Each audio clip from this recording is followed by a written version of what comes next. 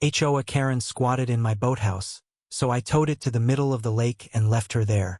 The lake was my sanctuary, a quiet retreat where I'd escape the noise of the world. My boathouse, a modest wooden shack floating on pontoons, was my ideal place for fishing, stargazing, and solitude. But then Karen moved into the neighborhood. Karen, the HOA queen, with her clipboard of rules and her knack for turning neighbors into enemies. She'd patrol the cul-de-sacs, citing people for untrimmed hedges or unsightly mailboxes. Nobody liked her, but nobody dared cross her. Until she crossed me. It started with a letter. Karen claimed my boathouse violated HOA regulations too close to the shore, she said, though it was 50 feet out. I ignored her. Then came the fines, the threats to seize my property. I tried reasoning, but Karen didn't reason. She demanded. One morning, I rode out to find her inside my boathouse, her belongings strewn across the floor blankets, a folding chair, even a mini fridge. "I'm staking my claim," she declared, arms crossed. "This is HOA property now." I was stunned. The audacity. My blood boiled, but I kept calm. "Karen, get out," she laughed, a sharp, mocking sound. "Try me," she said, waving her phone, already recording. "I'll sue you into bankruptcy." I left, fuming, but not defeated. That night I hatched a plan. If Karen wanted the boathouse, she could have eaten my terms. At dawn, I hitched my motorboat to the boathouse. Karen was still asleep inside, snoring loudly.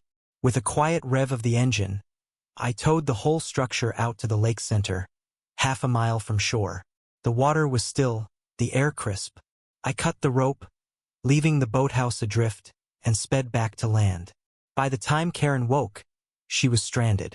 I watched from the shore, binoculars in hand. She screamed, waved her arms, her voice echoing across the water. Neighbors gathered, whispering, some laughing. I felt a grim satisfaction. Let her stew, I thought. Let her taste helplessness. But then came the twist I didn't see coming. Old Mr. Hargrove, the quiet widower who lived by the dock, approached me. He'd always kept to himself, tending his garden, avoiding HOA drama.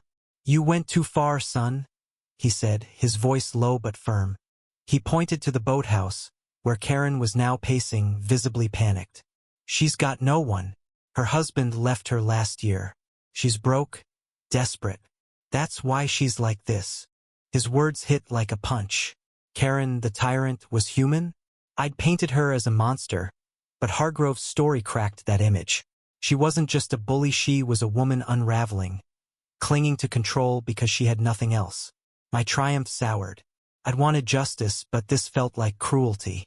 I grabbed my boat keys, ready to retrieve her, but then the wind picked up.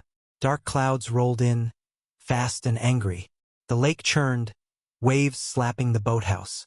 Karen's screams grew frantic. I launched my boat, engine roaring, but the storm was faster. By the time I reached the boathouse, it was tilting, battered by the waves. Karen clung to the railing, soaked and terrified. "Help me!" she cried, her voice breaking. I threw her a rope, shouting over the wind. "Hold on!" She grabbed it, and I pulled her aboard, her hands trembling. The boathouse groaned, then splintered, sinking into the lake. We made it to shore, drenched and silent. The crowd dispersed, the storm passing as quickly as it came. Karen sat on the dock, staring at the water where my boathouse, her temporary claim, had vanished. I expected her to lash out, to threaten me again. But she didn't. She looked at me, eyes hollow. "I just wanted somewhere to belong," she whispered. Then she walked away, shoulders slumped, disappearing into the dusk. I rebuilt the boathouse eventually, but it never felt the same. Karen left the neighborhood soon after, her house sold quietly. Hargrove's words haunted me, how desperation can twist someone into a villain. I'd won, but at what cost? My anger had blinded me to her pain, and my revenge had nearly drowned us both. The lake is calm again, but the memory of that day lingers. Was I right to fight back? Or did I become the bully? I'm still not sure. What do you think? Was justice served? Or did vengeance cloud the truth?